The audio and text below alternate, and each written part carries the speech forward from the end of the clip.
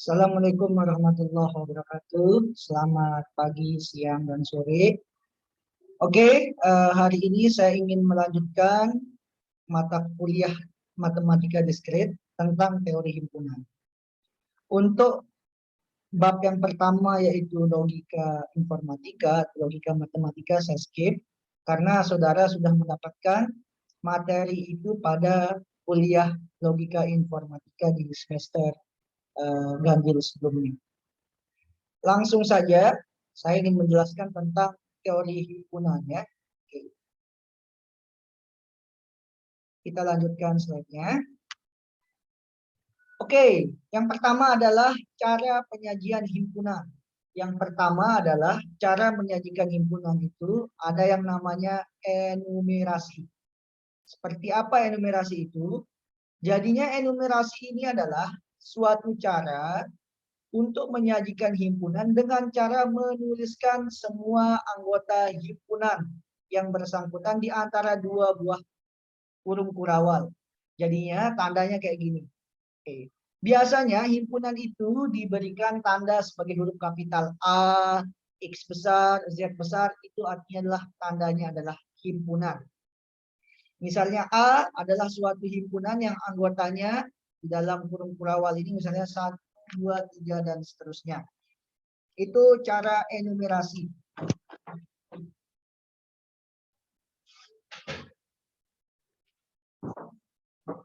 Yang kedua, cara menyajikan himpunan yaitu dengan cara simbol baku. Oke, dengan cara simbol baku nih. Saudara bisa lihat dengan cara simbol baku. Untuk N atau bilangan asli, nih, simbolnya adalah M. N ini natural, dari kata natural, huruf depannya diambil yaitu himpunan bilangan asli kayak gini, N. Oke, berikutnya, kalau bilangan cacah, C. Kalau bilangan real, R.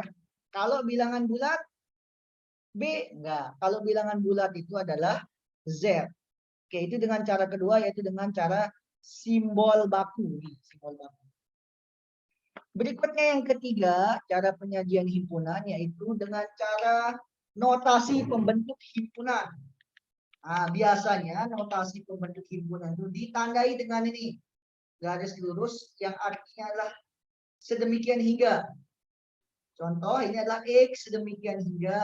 X adalah anggota bilangan asli. Oke, dengan kata lain, X ini adalah anggota bilangan asli yaitu pada himpunan bilangan asli nih kayak gini. Ini contoh notasi pembentuk himpunan. Berikutnya adalah ada yang menggunakan diagram Venn. Oke, diagram Venn itu yang sering kita buat apa namanya? Bundar-bundar itu namanya diagram Venn ya. Oke, kita lihat seperti ini. Misalnya bilangan cacah, kita lihat bilangan cacah itu disimbolkan seperti ini. Bilangan cacah ini adalah tanda dari himpunan bilangan cacah nih, C gitu ya. Kalau ini tadi N natural ya. Berikutnya ada bilangan real. Bilangan real kita sudah sering lihat N. Nah, ini adalah himpunan bilangan real. Oke. Nah, yang berbeda sedikit itu adalah himpunan bilangan asli disimbolkan Z. Himpunan sini bilangan asli gitu ya, asli. Oke. Diagram Venn juga kita sudah bisa lihat caranya adalah dengan penyajian gambar grafis. Kayak bagaimana gambar diagram Venn ini? Saudara sudah familiar di zaman sekolah, diagram Venn itu bentuknya seperti ini. Nah, ya. Oke, misalnya ini A, ini B misalnya. Contoh seperti itu. Oke, kita lanjutkan slide saya. Oke, coba kita jawab sama-sama ini ya. Misalnya sajikanlah dalam bentuk enumerasi, dalam penyajian simbol, dalam notasi pembentuk himpunan, dan diagram Venn. Pada tes 1 ini kita coba sama-sama.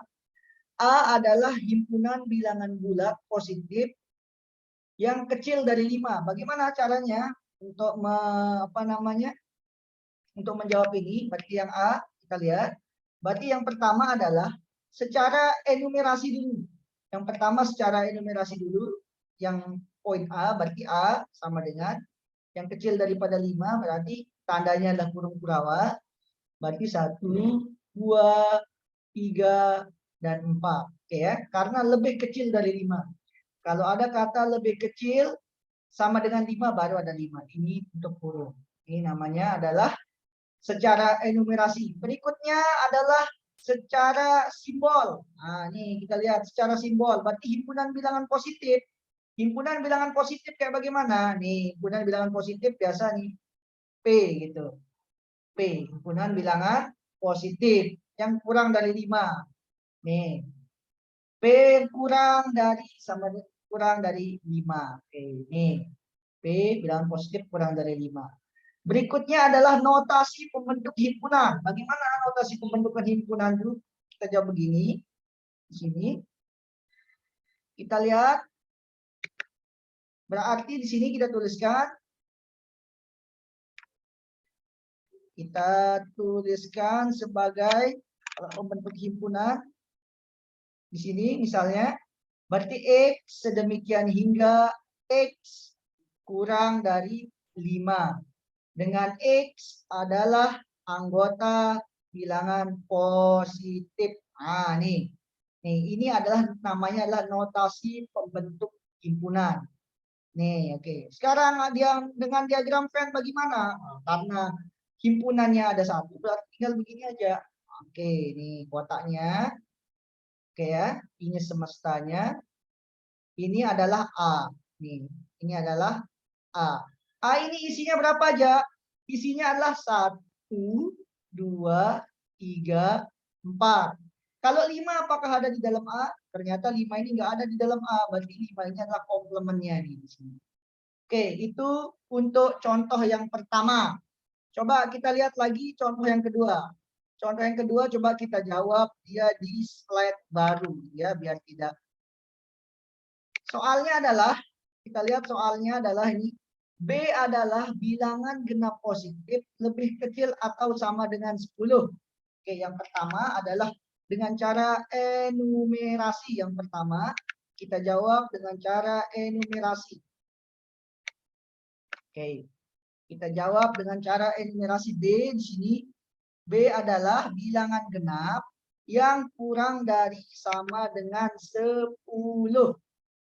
Gimana caranya? Berarti B sama dengan, saya jawab dengan pakai pentab biar memudahkan. B sama dengan kurung kurawal berarti bilangan genap 2, 4, 6, 8. Apakah 10 masuk? 10 karena tadi B adalah bilangan genap positif yang kurang dari sama dengan 10. Oke, ini namanya cara enumerasi. Oke, ini yang pertama. Yang kedua adalah dengan cara apa? Yang kedua adalah di sini dengan cara, kita lihat di soal dengan cara simbol. Oke, bagaimana simbolnya? Oke, B ini berarti dengan cara simbol. B itu adalah dengan bilangan genap positif. Bagaimana cara kita menuliskan bilangan genap positif? Nah, bilangan genap positif bisa kita tuliskan misalnya dengan 2x misalnya 2x. X adalah anggota bilangan asli. Nih. Dan koma X kurang dari sama dengan nih, X kurang dari sama dengan berapa? 5. Oke, ini jawabannya. Bagaimana maksudnya ini? Coba sekarang X anggota bilangan asli. Bilangan asli itu kan dari angka 1. Berarti yang ini kurang dari sama dengan 5 kan isinya 1, 2, 3, 4, 5. Coba 1 ini kita masukkan ke dalam ini. Berarti 2 dikali 1 sama dengan 2. Apakah 2 ini positif? Jelas positif. Nih ada di sini. Oke, 2. Sekarang ini yang kedua yang ini kita masukkan. 2 dikali 2, 4. 4 nih ada nih. 3. 2 dikali 3. 6. Ada juga. 4. 2 dikali 4. 8. 5. 2 dikali 5. 10. Nah, 2, 4, 6, 8 ini adalah semua adalah anggota dari himpunan B. Nih, anggota dari himpunan B. Yang ini namanya cara simbol. Oke. Berikutnya yang ketiga adalah dengan cara apa? Pada soal dengan cara notasi pembentuk himpunan. Bagaimana dengan notasi pembentuk himpunan caranya? Oke, caranya adalah B sini sama dengan X sedemikian hingga X adalah sama dengan 2 dikali N. Nih, 2 dikali N yang mana N-nya adalah anggota bilangan natural dan N-nya kurang dari sama dengan 5. Oke ya. Oke. Antara 2 dan 3 ini kira-kira sama. Ini adalah notasi pembentuk himpunan. Oke, yang cara keempat bagaimana? Karena ini adalah sebuah himpunan, yaitu himpunan B, makanya ada satu bundarannya di dalam semesta ini. Ini kan semesta. Bundarannya hanya satu, oke, ini B. Yang mana himpunan B ini isinya adalah 2, 4, 6, 8, 10. Angka ganjil atau kecuali dari 2, 4, 6, 8, 10 itu ada berada di luar dari himpunan B atau lingkaran ini. Oke, itu tes yang kedua. Nih, kita bisa lihat. Oke, begitupun untuk seterusnya ya. Kita bisa lihat, saudara nanti bisa lanjutkan lagi sebagai pembelajaran saudara. Berikutnya, sekarang jenis-jenis himpunan. Oke, di sini saya sampaikan jenis-jenis himpunan. Yang pertama adalah himpunan kosong. Apa itu himpunan kosong? Himpunan kosong adalah himpunan yang tidak memiliki satupun elemen. Atau dengan kata lain, kardinalitasnya adalah sama dengan 0. Nih, biasanya disimbolkan oleh orang, himpunan kosong ini adalah seperti ini. Himpunan kosong ini biasanya disimbolkan kayak gini. Disimbolkan sebagai kurung kurawal yang isinya nggak ada. Nah, sebagai kurung kurawal yang isinya nggak ada di sini biasa begini ya. Oke, ini adalah lambang dari himpunan kosong. Berikutnya ada namanya himpunan bagian atau subset.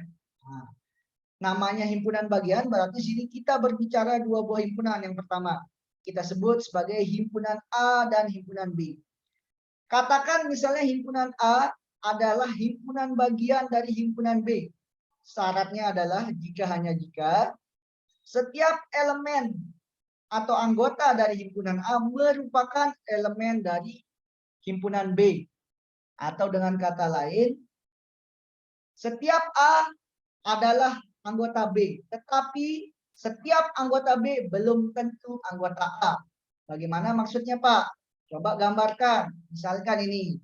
Ini adalah himpunan A nih, himpunan A. Himpunan B yang mana? Ya ini lebih besar lagi. Nah, ini B. Oke, ini di dalam semesta yang sama. Jadinya setiap anggota di sini, misalnya kita sebut angka 1 adalah anggota A. 1 ini secara otomatis juga anggota dari B. Misalnya 2. 2 ini juga otomatis anggota di B. Misalnya kalau sini 5, 7, 9 misalnya. 7, 5, 9 ini adalah belum tentu anggota dari A. Tetapi kalau dia di dalam himpunan A tentu juga dia adalah anggota B. Jadinya di sini kita katakan, kita lambangkan sebagai A subset himpunan bagian dari B. Nah, nih. A ini adalah setiap anggota himpunan dari A. Ini ada kata setiap berarti semuanya ya. Semua elemen di dalam A ini juga merupakan elemen dari B. Tetapi setiap elemen di B belum tentu juga elemen di A. Oke ya. Kalau dia sama elemen berarti A dan B adalah satu himpunan, dua buah himpunan yang sama. Apa itu himpunan yang sama? Himpunan yang sama adalah himpunan dikatakan sama hanya jika kedua elemennya memiliki anggota yang sama. Kedua himpunan itu memiliki elemen yang sama. Misalnya kalau A anggotanya 1, 2, 3, 4, ya B juga anggotanya 1, 2, 3, 4. Walaupun urutannya beda, misalnya sini 4, 3, 2, 1. Berarti A dan B adalah dikatakan himpunan yang sama. Karena apa? Karena himpunan A dan himpunan B memiliki elemen atau anggota yang sama. Berikutnya, himpunan yang ekivalen. Apa yang dimaksud dengan himpunan yang ekivalen? Himpunan yang ekivalen adalah himpunan yang jumlah dari elemennya atau anggotanya itu sama dari kedua himpunan tersebut. Walaupun isinya berbeda. Misalnya A ini anggotanya 1, 2, 3, 4. B misalnya anggotanya 5, 6, 7, 8. A dan B ini kita katakan sebagai ekivalen. Kenapa ekivalen? Karena jumlah elemen anggota dari himpunan A dan himpunan B ini adalah sama jumlahnya, yaitu sebanyak 4 anggota. Berikutnya ada namanya himpunan saling lepas. Nah, himpunan saling lepas ini apa maksudnya? Himpunan saling lepas ini adalah dua buah himpunan yang tidak memiliki elemen sama. Atau lambangnya nih kayak begini, A lepas B gitu. Kenapa lambangnya kayak begini, Pak? Kalau ini kan lambang sejajar. Lambang sejajar ini kan artinya tidak ada titik potongnya. Itulah dikatakan sebagai A saling lepas B. Artinya masing-masing himpunan A anggotanya ini, himpunan B anggotanya ini. Kalau kita gambarkan dia di dalam bentuk diagram Venn, maka gambarnya saling lepas begini. Nah, tidak ada irisannya tuh. Nah, ini misalnya A, ini B. Nah, kita lihat nih nggak ada irisannya, nggak seperti ini ya. A ini berada di dalam B. Itu adalah himpunan saling lepas. Berikutnya adalah himpunan kuasa. Himpunan kuasa itu adalah himpunan yang elemennya adalah semua himpunan bagian dari A, termasuk himpunan kosong. Contohnya bagaimana? Misalnya kita punya A, ada buah himpunan yang isinya 3, 1, 2, 3. Untuk mengetahui jumlah dari himpunan kuasanya, kuasa ini berarti caranya 2 pangkat A. A ini adalah jumlah anggotanya. Jumlah anggotanya 1, 2, 3. Berarti 2 pangkat 3 sama dengan 8. Jadinya himpunan kuasa dari himpunan A ini adalah sebanyak 8 buah. Oke, itu jenis-jenis himpunan. Oke, ini saya kasih contoh. Misalnya, P adalah himpunan orang Indonesia yang pernah ke Mars. Nggak ada kan? Kalau nggak ada, kita selalu begini. Nah, atau dengan P dipakai tanda mutlak begini, sama dengan 0. Nggak ada. Artinya kardinalitasnya 0. Berikutnya, X sama dengan X demikian hingga X kurang dari 6. Dan X adalah anggota bilangan positif. Apa berarti ini? Isinya adalah 1, 2, 3, 4, 5. Positif kan? Y ini apa? Y ini adalah X demikian hingga X sama dengan 2N plus 1. N adalah anggota bilangan asli. Coba kita lihat. Kita ambil misalnya N anggota bilangan asli ini 1. Berarti di sini 2 kali 1, 2 tambah 1, 3. Nah, 3 nih. Oke. Berikutnya, kalau N dari bilangan asli kita ambil 2. 2 kali 2, 4 tambah 1, 5. Kalau kita ambil 3.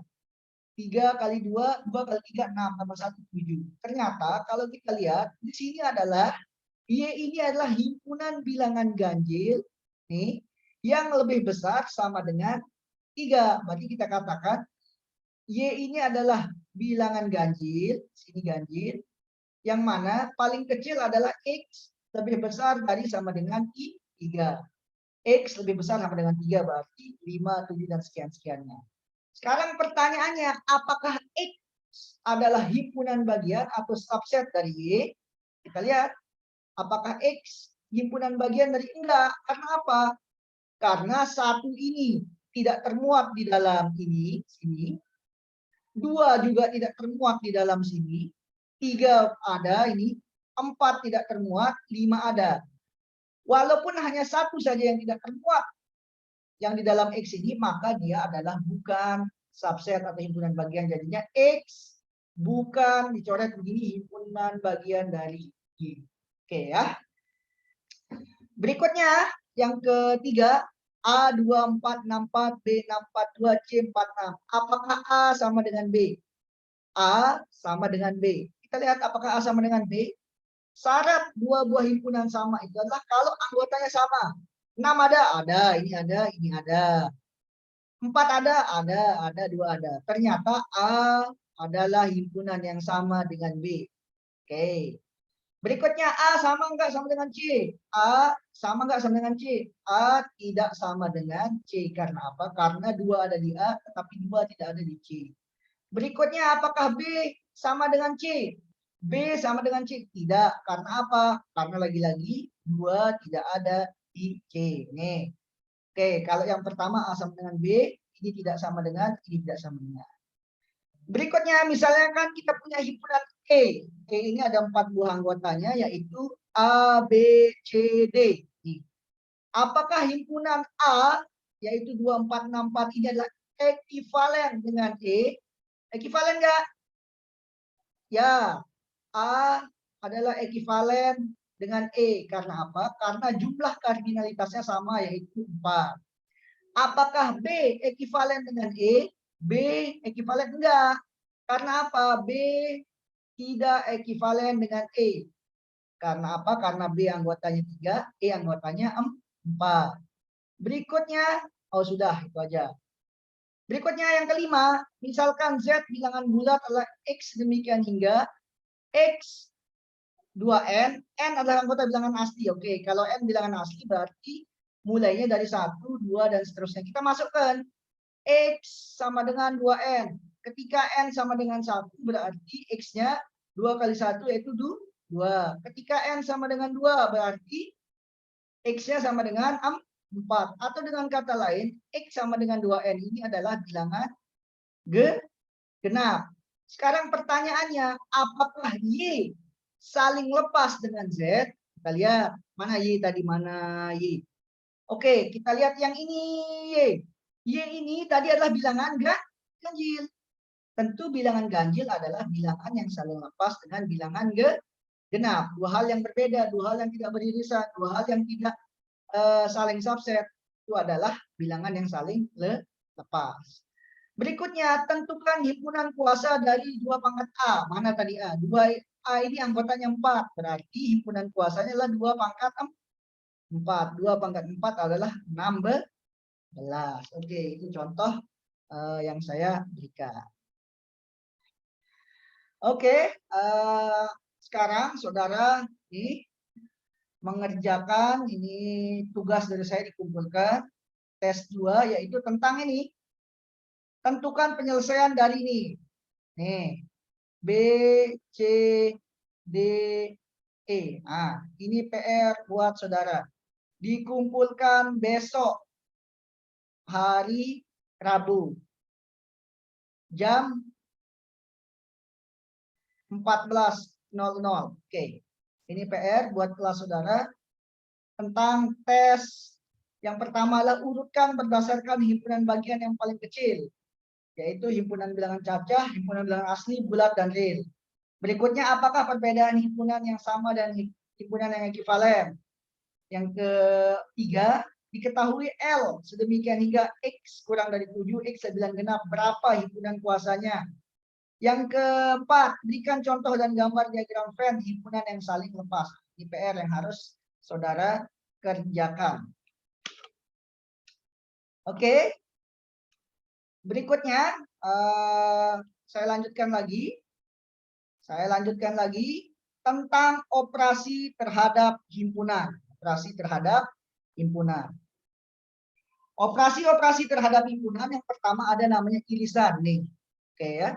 Jadinya A iris B, ini ada 2 buah himpunan. A dan B ini ada 2 buah himpunan. Dikatakan irisan kalau nih, kalau setiap kita mengambil X, X ini kita misalkanlah sebuah anggota, maka X itu adalah secara simultan atau secara bersama-sama, X itu adalah anggota dari himpunan A juga, dan X itu juga anggota dari himpunan B. Nih, makanya A iris B itu artinya X anggota A dan X anggota B. Nih, tempatnya di yang umum ini. Itu namanya irisan atau intersection. Berikutnya ada nama gabungan. Ya, kalau gabungan ya semuanya, berarti A digabung B sama irisannya semua. Jadinya kalau A gabung B, setiap kita mengambil X, yang mana X ini anggota A atau anggota B. Perbedaannya nih, conjunction-nya atau kata sambungnya ini ada dan, ini atau. Kalau saya ambil X di titik sini, X ini juga anggota A atau anggota B, tapi tidak secara bersama-sama.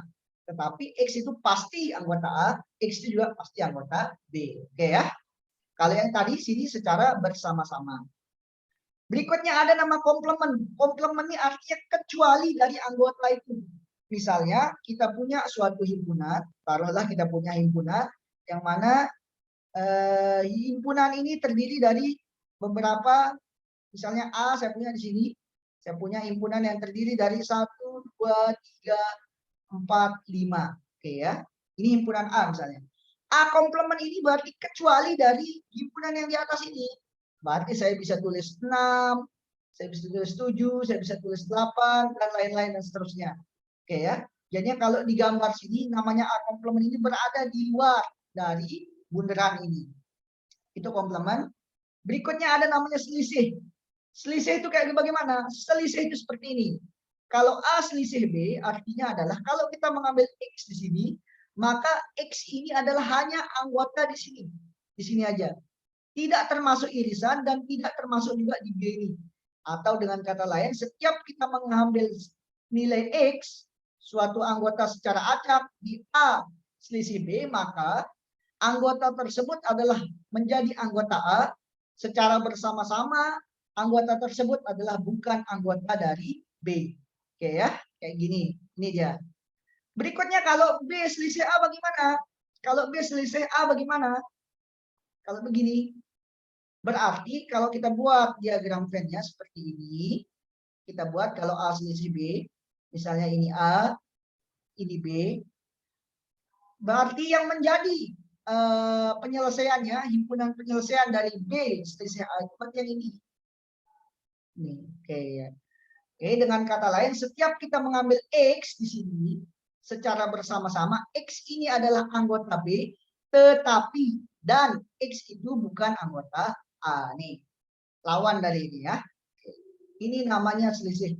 Atau dengan kata lain, kalau A selisih B, itu bisa kita buat persamaannya ekivalen dengan A irisan dengan B komplement.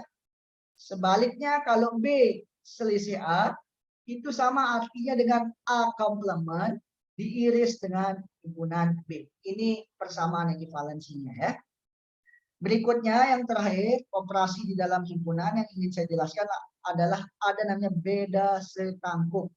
Beda setangkup ini kalau kita lihat secara kasat mata adalah lawan dari irisan tadi.